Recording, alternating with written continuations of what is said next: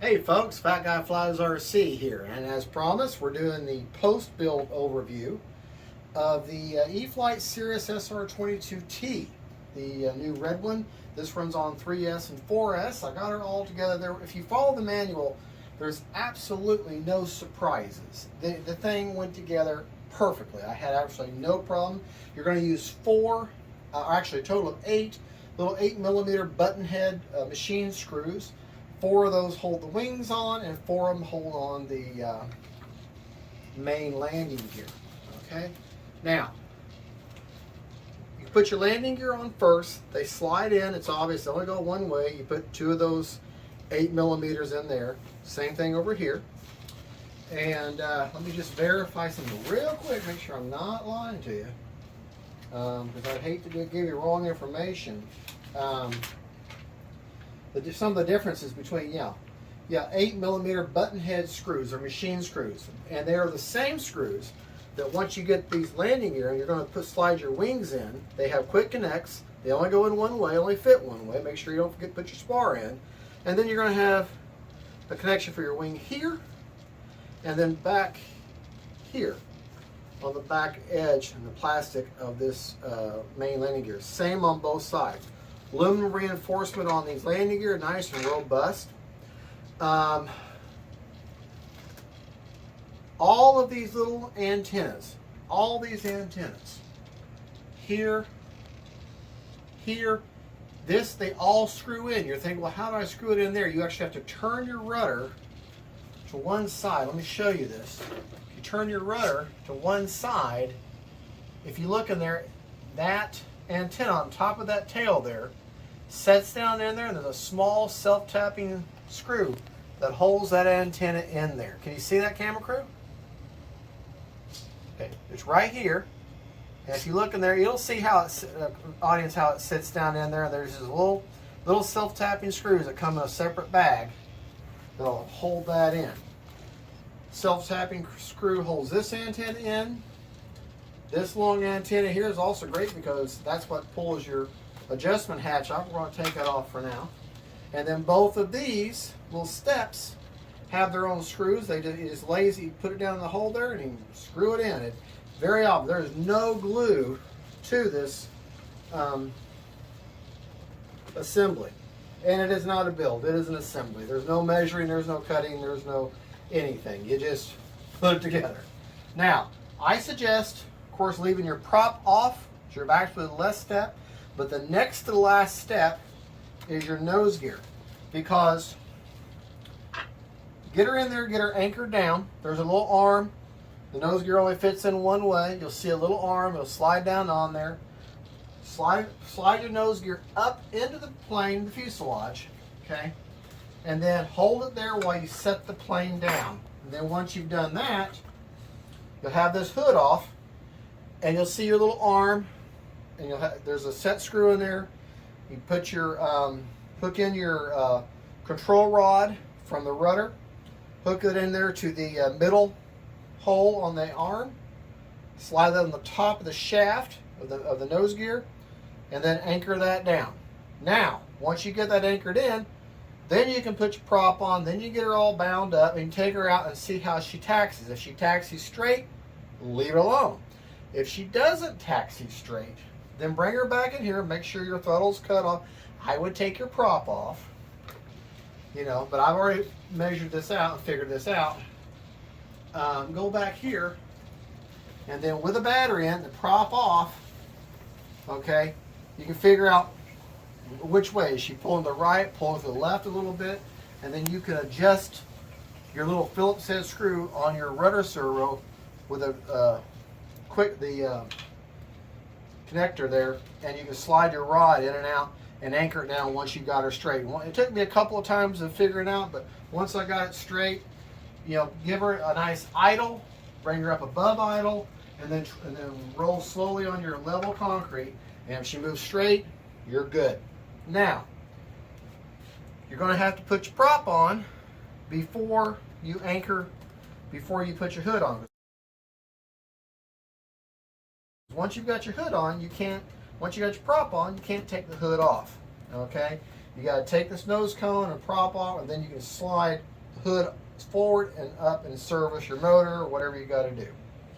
Now, just to show you a few of the features of the plane, now that she's all bound up and pretty and ready to fly, I haven't done my audio or anything like that.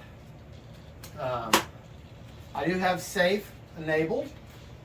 I bound it with safe if I want to have safe, which I'll probably show you. But to show you the setup by the manual, I've got 100% throws with 30% expo all the way around. The low rate suggested is 70% throws with 30% expo. I'm doing 100% throws with 30% expo. To show you the flaps, there is your takeoff flaps, and there is your landing flaps. The book calls out for a very small mix. Now this is interesting because in the first Cirrus there was no mix. In this one there is. So for the takeoff flaps, it's calling for 6% down elevator, and for landing flaps, I don't know if you saw the elevator move, it's calling for 10% down elevator. So that's unusual to this particular Cirrus, maybe because of the speed or whatever. But they've gave you a little bit of elevator mix this time. And yeah, like I said, now it does, I lied. No, it did say expo of high rates, 100% with 10% expo. Now that's what the book says.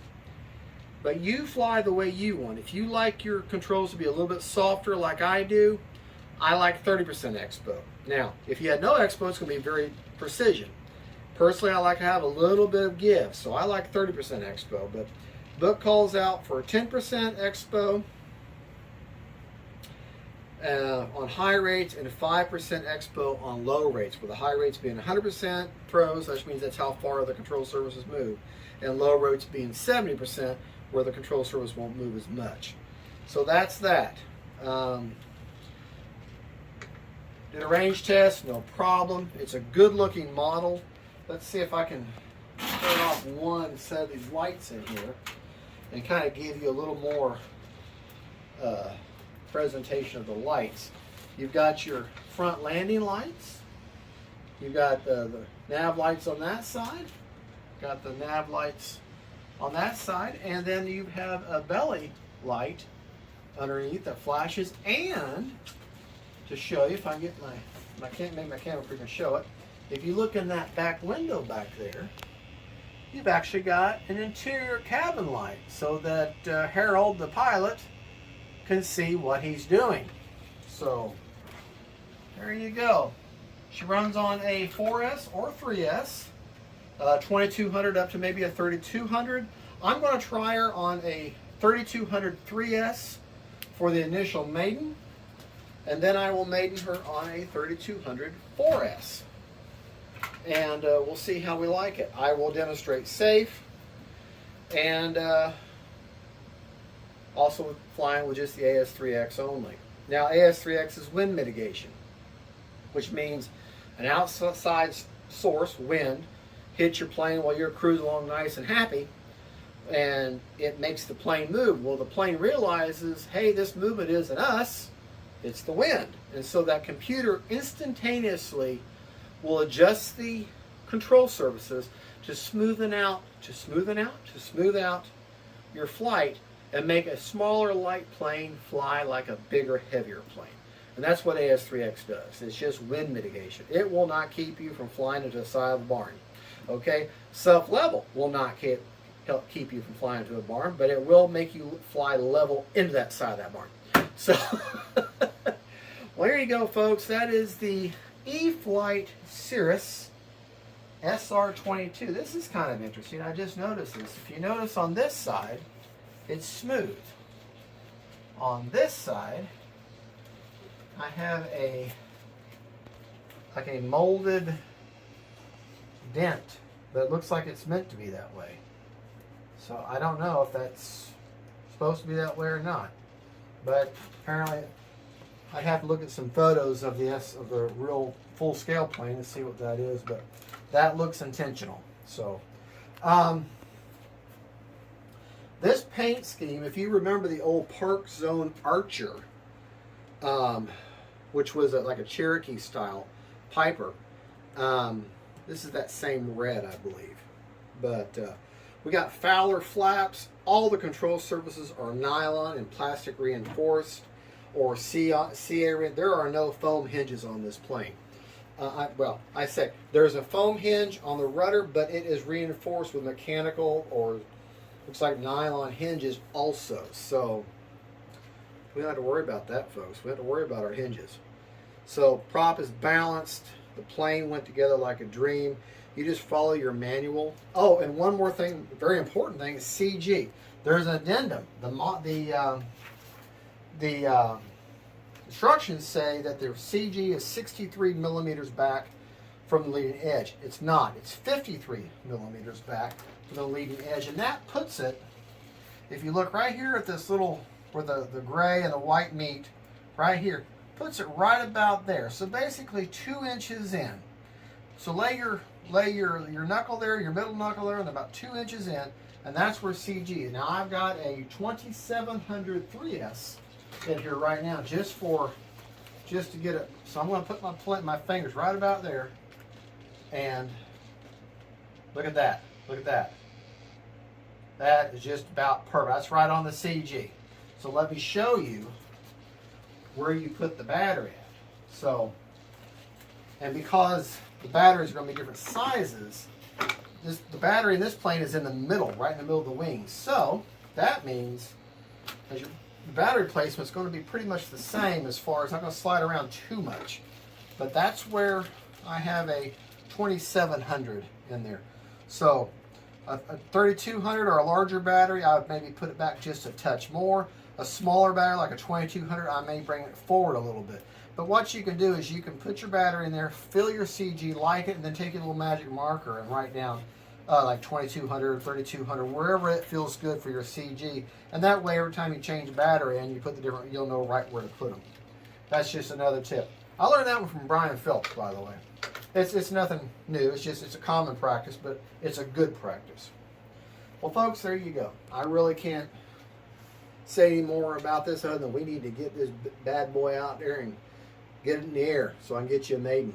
So I want a maiden on the 3S, a maiden on the 4S, and show you how she reacts. All right, folks, thank you so much for watching. Don't forget to like and subscribe. And don't forget, faith, family, and friends. Bye, y'all.